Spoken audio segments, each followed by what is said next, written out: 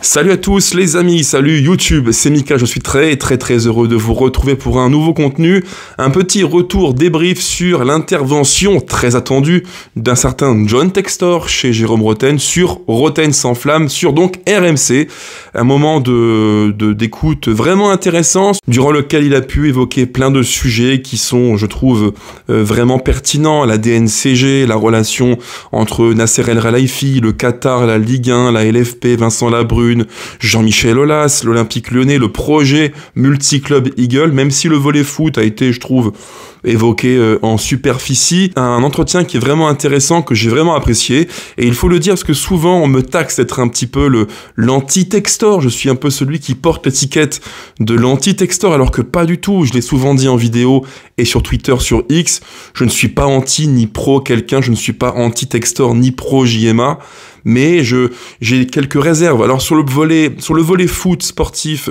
je trouve que c'est vraiment très convaincant. Sur le volet institutionnel, Textor est aussi extrêmement convaincant. Sur le volet économique, financier, multiclubiste, OL, j'ai quelques réserves qui ne bougeront pas parce que je pense que le projet pose quelques questions. Mais là, en tout cas, pour revenir à ce qu'il a dit sur RMC chez Jérôme Rotten, j'ai trouvé un John Textor sacrément intéressant, et ça, on va en parler en long et en large dans quelques instants. Mais les gones, pensez au pouce, c'est super important.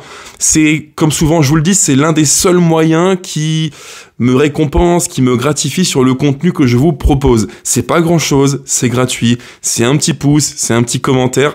C'est, si vraiment vous aimez le contenu, un abonnement. Ça ne coûte rien, ça prend 10 secondes, mais ça me fait tellement plaisir. Donc merci beaucoup par avance les amis. Et on commence donc par le thème numéro 1 de la vidéo, à savoir les relations entre John Textor, le Qatar, et Nasser El Khelaifi et la LFP. C'est un vrai gros sujet qu'a évoqué John Textor, et là-dessus il est sans concession, il est très critique, mais comme je l'ai fait remarquer sur X Twitter, là-dessus, sur ce sujet-là, je suis un soldat à 100% de John Textor. Pour moi, il a 1000 fois raison. Dans le football français, dans le paysage du football français, trop peu prennent la parole pour dire ce qui ne va pas, et à quel point le foot français est phagocyté par Nasser, par le Qatar et par le Paris Saint-Germain. On le voit clairement, tout ce qui est fait et entrepris au niveau de la LFP est fait pour le Qatar, est fait pour aider le PSG, est fait pour favoriser l'image du Qatar dans le football français. C'est très clair, prenez deux cas concrets. Le contrat de sponsoring qu'a signé, conclu, ratifié la LFP et le Qatar via beIN Sport, qui impose, écoutez bien, à tous les clubs français, contre un chèque que le Qatar, que beIN verse à la LFP d'environ 20 millions d'euros, tous les clubs français devront, dans leur stade, afficher un panneau publicitaire en hommage au Qatar ou à beIN Sport selon le club. Parce qu'on imagine mal l'OM et l'OL faire la promo du Qatar, ce serait un petit peu un pied de nez qu'on ne pourrait pas accepter, et fort heureusement. Mais voyez, on est là-dessus en fait. Et quand je prends aussi le trophée des champions entre Paris et Monaco, qui s'est déroulé là encore hors du sol français dans un contexte qui a été fait pour aider le PSG, voilà, ça pose question. Et ça, John Textor, il met les pieds dans le plat, sans concession, j'ai adoré. Il explique clairement que, ben voilà, entre la Ligue et le Qatar, il y a des connexions qui se font, et que le Qatar, c'est Paris qui dirige la LFP, c'est le Qatar qui dirige le football français, c'est Nasser qui est l'omnipotent, qui est élu à l'ECA, l'Union des clubs européens, qui donc sont structurés, c'est Nasser qui dirige aussi, il le fait clairement comprendre, la LFP, avec Vincent Labrune qu'il compare à un toutou, à un chien qui ne dit pas un mot, qui n'aboie pas. Il dit, il y a un moment dans l'entretien où il fait comprendre qu'en réunion LFP, Labrune ne dit pas un mot, ce qui pour un président pose question, et quand quelqu'un ose émettre un avis contraire, soit à Labrune, soit au Qatar, et donc à Nasser et au PSG, tout de suite Nasser se lève et fait comprendre à tous que c'est lui le patron. Alors, toujours sur le sujet Qatar, OL, LFP et football français en général, Textor dit clairement un argument qu'on reprend tous, c'est un argument qui fait mouche dans l'oreille de quasiment 9 fans de foot sur 10 en France, c'est que le Qatar, c'est un fonds, un puissant fonds, un puits illimité qui abreuve chaque année le PSG. Alors qu'en face, tous les clubs restants sont, eux, abondés par des fonds propres. Et Textor a une logique qui est implacable. Dans un contexte européen saoudien, où il y a, je rappelle, une politique de la concurrence européenne qui interdit notamment les trusts, qui interdit les abus de position dominante. Et là-dessus, Textor est très malin. Il a souligné un point qui est super important. Logiquement, en Europe, en Union européenne, il y a un principe économique de contrôle qui est la vigilance sur les abus de position dominante. Et c'est ce qu'il dénonce. Il dit que le Qatar et donc que le Paris Saint-Germain sont en France, dans le football français, dans une position qui est abusivement dominante, qui écrase tout le monde. Parce que Marseille, avec McCourt, parce que Monaco, parce que Lens avec Ougourlian, parce que l'OL avec Textor, tout le monde utilise des fonds propres. Il est sans concession, John Textor. Il dit clairement que le Qatar tue la compétitivité en France. Et là-dessus, qui peut dire qu'il a tort? Personne, pas moi, je le suis à 1000%. Il est clair que depuis que le Qatar a investi en France, sur des montants qui sont totalement fous, eh bien, 9 fois sur 10, c'est Paris qui remporte la Ligue 1. 9 fois sur 10. Et quand c'est la fois sur 10 que ça se produit, c'est un miracle ou un semi-miracle. On se rappelle du LOSC, de Monaco. Mais ce sont des épiphénomènes. Sur un temps long, Paris gagne quasiment tout le temps. Donc comment voulez-vous vendre? J'en parlerai après en deuxième thème de la vidéo. Comment vendre la Ligue 1, notamment en France, aux spectateurs, aux fans de foot, qui veulent vivre un produit foot de qualité, alors que Paris écrase tout? C'est quasiment impossible. Parce qu'on y vient, c'est le thème 2 de la vidéo. Textor a un argument qui est vraiment très important, c'est qu'il faut, selon lui, changer le produit football français. Il a évoqué, comme je l'ai dit juste avant, les relations entre le Qatar, l'OL, la LFP, qui sont pour lui totalement, on peut le dire, vaseuses, très nébuleuses et assez opaques, qui ne permettent pas une compétitivité accrue du football en France. Là-dessus, il a raison totalement, mais il va plus loin. Et son point de vue est sacrément intéressant. Textor dit, pour faire simple, en France, on ne raconte pas aux fans de foot une histoire. Il dit, il prend le cas du Havre, en Normandie, il va expliquer aux gens que le Havre est un club dans une région qui est spécifique, avec une histoire spécifique. Il dit même que à Rennes, la femme de Pinault, c'est Salma Hayek. Il dit, mais montrez-le, dites-le, expliquez-le aux gens, narrez aux gens une histoire. Expliquer aux fans de foot qu'il y a en effet à Rennes une star du cinéma qui est femme du président, expliquer qu'à Marseille il y a une culture foot qui est débordante, expliquer qu'à Lens il y a une culture minière, et là-dessus il a tellement raison, tellement raison.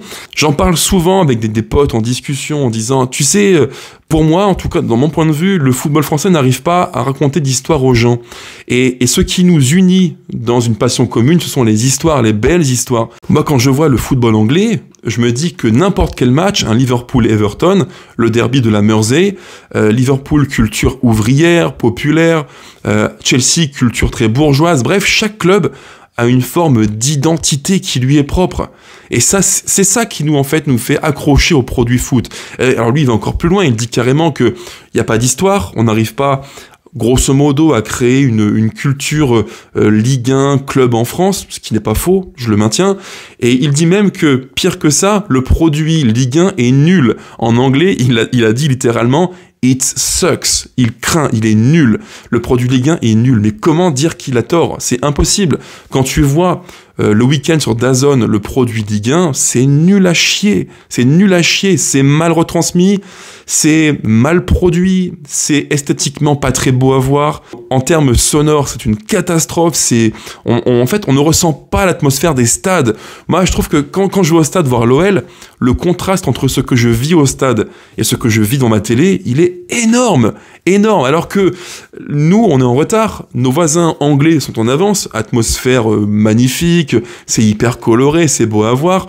En Espagne, les caméras 4K du cinéma sont fabuleuses. Il y a des gros plans sur Mbappé, Vinicius, Pedri, Yamal. C'est beau, c'est esthétique. Mais nous, en France, on est loin de tout ça. Et je pense, il a pas tout dit, Textor, mais je pense même qu'il veut aller plus loin. Il a en tête un modèle dans lequel on pourrait créer plus d'interactivité. Il l'a fait via Fubo TV, lui qui est fan de cette culture du numérique, des passerelles entre le numérique, la culture artistique, le foot, l'histoire, mais il a tellement raison. Pour moi, là-dessus, il a tellement raison, ce qui confirme que, sur un point de vue purement numérique, médiatique, foot, Textor, il est, pour moi, vraiment intéressant. Vraiment, vraiment intéressant.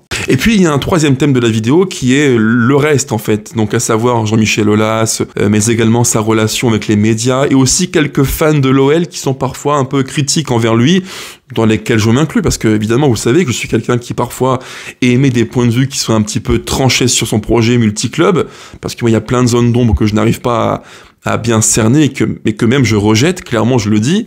Mais alors pour faire simple, dans sa relation avec JMA, on sent clairement qu'il n'a pas digéré du tout l'entretien qu'a livré le président Aulas chez le média Carré sur YouTube, d'ailleurs contenu que je vous recommande de grande qualité. Il l'a encore ici, Textor, ça ne passe pas parce que il avait dit, on avait conclu Jean-Michel et moi un accord pour en gros faire table rase du passé, on oublie tout, mais je vois que Jean-Michel ne l'a pas encore accepté, pas digéré. Bon, je peux le comprendre, parce que l'interview du président Aulas, elle est quand même sacrément en cash. Il y a plein de moments où il fait comprendre que Textor n'était pas celui qu'il voulait pour l'OL, que le projet multiclub pose des questions, qu'il a peur pour l'avenir du club. Bref, je comprends que Textor soit quand même déçu et chagriné, c'est normal. Il rappelle que JMA a dit qu'il ne connaissait pas grand-chose au football, qu'il n'avait pas non plus une expérience débordante dans le monde du foot, et lui il répond, au final non. Regardez, il y a maintenant quelques semaines, j'ai gagné 2 coupes majeures en Amérique du Sud. C'est la preuve quand même que mon modèle porte ses fruits et que je m'y connais un petit peu en management. Et là, je comprends qu'il soit un petit peu frustré, qu'il ait du ressenti envers JMA. Et c'est normal. Ce sont des relations conflictuelles qui ne s'apaiseront quasiment jamais. C'est trop compliqué. Et donc, il poursuit en disant, voilà, moi, mon modèle réussit, sauf que je n'arrive pas vraiment à l'expliquer correctement à tout le monde, y compris en France. Parce qu'il est en France, et il le dit très bien, un conflit culturel entre le modèle américain et le modèle français. Lui est dans une culture de la prise de risque, j'en parle souvent, il est un agent riscophile. En France, on est plutôt riscophobe, on a peur du risque. Et il dit aussi que dans son modèle américain, il n'a pas l'habitude qu'on contrôle comme ça son business. Il dit qu'en France, quand il passe devant la DNCG, il y a une somme de commissaires qui vont lui dire ce qu'il a à faire et ne pas faire. Et là encore, c'est intéressant, c'est le choc des cultures. Et Textor finit en expliquant qu'il fait de son mieux, que tout n'est pas parfait, c'est vrai, mais qu'en Ligue 1, on est bien classé, qu'en Europa League, on est bien parti aussi, et que son projet réussira, parce qu'il explique que c'est un projet qui est vraiment unique dans le monde, et que le football européen tend vers un modèle multiclubiste. Et il a raison, je rappelle que dans le football européen, il y a la bagatelle de 246 clubs qui sont en multipropriété, ce qui est énorme. Le cas le plus typique, c'est Manchester City avec Troyes et Girone. Il y a aussi le cas de Chelsea et Strasbourg. Donc c'est vraiment intéressant. Et d'ailleurs, petit point de critique sur ce que dit Textor, il dit qu'en France, on n'arrive pas à le comprendre, que les instances ne veulent pas comprendre le projet multiclub d'Eagle, qu'on le critique sur les fonds qui passent par la holding et qui viennent abreuver les différents clubs. Il dit qu'il n'est pas compris et que c'est injuste. J'ai envie de lui dire, John Textor, en France, tu n'es pas le seul en multipropriété. Il y a eu Toulouse avec Redbird, il y a maintenant aussi Strasbourg, dont le fonds d'investissement est Blueco, donc Todd Boehly, qui détient Chelsea. Et à ma connaissance, Chelsea, il n'y a aucun problème. Je n'entends pas la DNCG dire que Strasbourg serait un club mal géré, sur lequel on mettrait un veto sur le mode de management. Pas du tout. Strasbourg, ça marche nickel. Et quand je vois leurs 11 qui affrontent Toulouse ce week-end, je pense que Strasbourg est une équipe plutôt bien gérée, qui n'a pas de soucis avec la DNCG. Donc voilà, encore une fois, je pense que l'entretien est vraiment intéressant. Il a des positions et des avis qui sont sacrément argumentés et pertinents, il faut le dire. Maintenant, il y a aussi un risque qui est inhérent à toute prise de parole un petit peu risquée et tranchée comme John Textor aujourd'hui, c'est que les représailles, en fait. Parce que oui, il y a même déjà des représailles. Je vous mets à l'écran un tweet qui est tombé il y a maintenant quelques instants et qui vient de Santi Aouna plutôt de Foot Mercato, qui fait fuiter, qui fait leaker, comme on dirait dans le milieu, des SMS échangés par John Textor et le président, je l'imagine, de Dortmund, dans lesquels il parle, on peut le dire, assez mal, assez crûment de Ryan Cherki, et il évoque aussi donc un enfant un peu pourri gâté et un entourage de trous du cul. Alors voilà, les boules puantes sont sorties, c'est le risque, mais je pars du principe, et vous me direz aussi en commentaire les amis, qu'il vaut mieux mourir dignement avec ses idées, mourir au combat. Voilà, je meurs au combat avec mes idées, mes convictions, mais je reste intègre et droit dans mes bottes. Mieux vaut ça que faire le couard, le lâche qui se range dans la majorité, qui ne dit rien, qui consent et qui subit une hyper dominance du Qatar sur la LFP et le football français. Moi, je le dis encore et encore, dans ce combat-là, John Textor, je suis un de tes soldats, mais sans concession. Mais, toujours pareil, ça reste avant tout un exercice de communication dans lequel il donne sa version, et je trouve que, pour le coup, dans ce format-là, il n'a pas été vraiment challengé. Ni sur le volet sportif, avec très peu de questions sur le projet global, où est-ce qu'il imagine l'OL d'ici quelques années, avec qui, comment, quid de Pierre Sage, quid de la pression qu'il met sur les coachs régulièrement selon l'équipe. Ça a été totalement éludé pour des motifs qui sont un peu regrettables, je dirais. Et aussi, surtout, ce qui là me déçoit un peu plus, c'est que le volet économique, financier, presque pas un mot, quoi. Mais là, je pense que c'est plus lié au profil de l'émission Rotten sans flamme avec Jérôme Rotten qui n'est pas un maître en la matière, ni non plus son acolyte. Donc, c'est pas étonnant. Mais sur le volet sportif et économique, très peu challengé. Sur le volet institutionnel, football français, relations Qatar, OL et LFP, excellent, voire brillant, et il fallait prendre la parole. Néanmoins, je ne suis pas non plus naïf. Je sais pertinemment que John Textor aime bien se créer partout où il passe un ennemi, parce que le football français marche aussi comme ça. Il faut se créer des ennemis pour exister et pour fédérer autour d'une cause. C'est un point de vue, une méthode qui est classique, qui est vieille comme le monde. On l'a vu notamment aussi chez nous à l'époque. JMA le faisait beaucoup avec l'opposition Pape Diouf, avec l'OL, l'opposition Nasser, le Qatar versus l'OL. Bref, une stratégie, une méthode qui est vue, revue et archivue. Et c'est ce qui me fait croire que l'entretien, c'est un peu ma conclusion de l'histoire, a été mené dans une optique très précise. On est quelques jours après la DNCG. L'entretien a été fait quelques heures après le verdict DNCG, dont d'ailleurs Textor se plaint en disant qu'il a fuité trop vite, comme souvent, comme il le fait comprendre, comme il explique le lien un peu nébuleux entre le Qatar Nasser et la LFP et la DNCG, micro-parenthèse refermée. Mais pour moi, l'entretien a été avant tout livré pour parler à nous supporters, pour nous fédérer autour d'une cause, mais aussi pas qu'à nous, je dirais aussi aux dirigeants du foot français. C'est à eux qu'il parlait dans les grandes lignes.